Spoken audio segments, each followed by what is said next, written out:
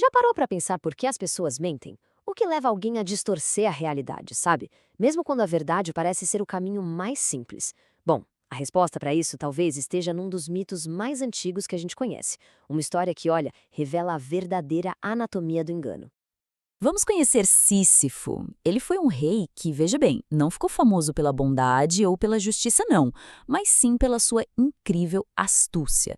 O cara era tão bom em enganar que conseguiu ludibriar os deuses e até a própria morte. E a história dele que nos dá a primeira pista sobre um comportamento que é muito, mas muito comum hoje em dia. Então, a primeira parte da nossa análise de hoje é essa: o mito da astúcia. Vamos mergulhar fundo para entender como Sísifo se tornou esse grande símbolo do enganador. A estratégia de Sísifo era, sem dúvida, brilhante, mas tinha prazo de validade. Ele engana a morte, ele desafia os deuses, mas o resultado final é aquela punição eterna, empurrar uma pedra montanha acima só para ver ela rolar tudo de novo. A astúcia dele não resolveu o problema, pelo contrário, só o tornou infinito. E aqui está o pulo do gato. A astúcia de Sísifo não é a mesma coisa que inteligência. A fonte que a gente analisou define isso como um instinto de autopreservação. Sabe, um mecanismo meio imaturo que evita encarar o problema de frente. É o famoso empurrar com a barriga, uma tática que, como a gente vai ver, muitos de nós usamos. Tá, mas como é que essa astúcia lá da mitologia, essa vontade de evitar a realidade aparece no nosso dia a dia? A resposta está num comportamento que todo mundo conhece muito bem.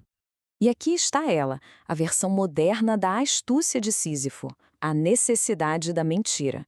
E não estamos falando de uma mentirinha aqui e outra ali, mas de um padrão de comportamento que tem raízes bem profundas. A psicologia por trás disso é muito interessante. Essa necessidade de mentir muitas vezes nasce lá na infância, em lares mais instáveis, e funciona como um mecanismo de defesa. A criança aprende que distorcer um pouco a verdade é um jeito de ganhar atenção ou de evitar um conflito. É uma estratégia de sobrevivência que, se não for resolvida, a pessoa leva para a vida adulta. E aí isso se manifesta em quem sempre exagera nas histórias para parecer mais interessante ou em quem cria mil desculpas para fugir das responsabilidades. Nossa terceira parte, as faces do engano. Como essa necessidade de mentir aparece na prática?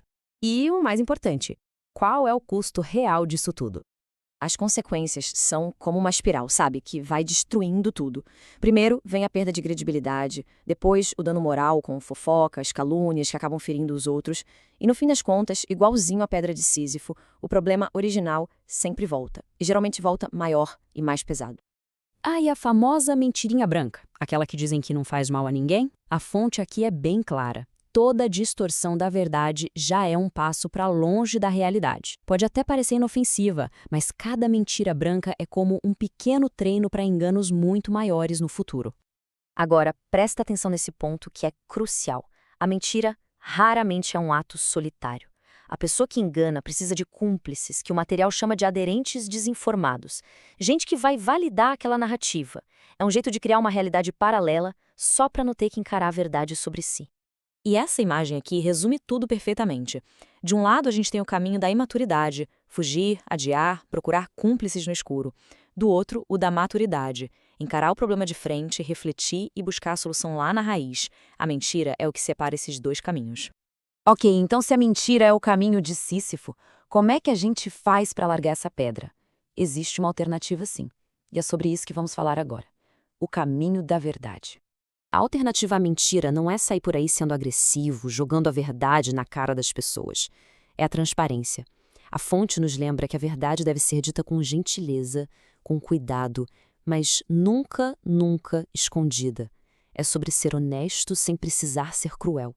Mas como a gente trilha esse caminho na prática? O material nos dá um guia bem direto, em 3 passos. Primeiro, pensar certo, ou seja, alinhar a mente com a realidade. Isso leva naturalmente ao segundo passo, falar certo, com palavras que refletem essa verdade.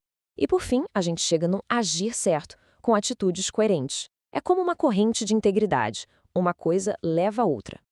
E essa citação aqui é a chave de tudo.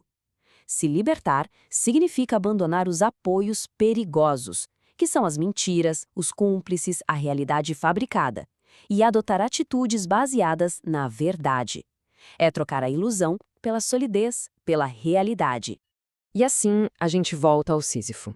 A punição dele é uma metáfora poderosa para esses ciclos inúteis que a gente às vezes repete na vida.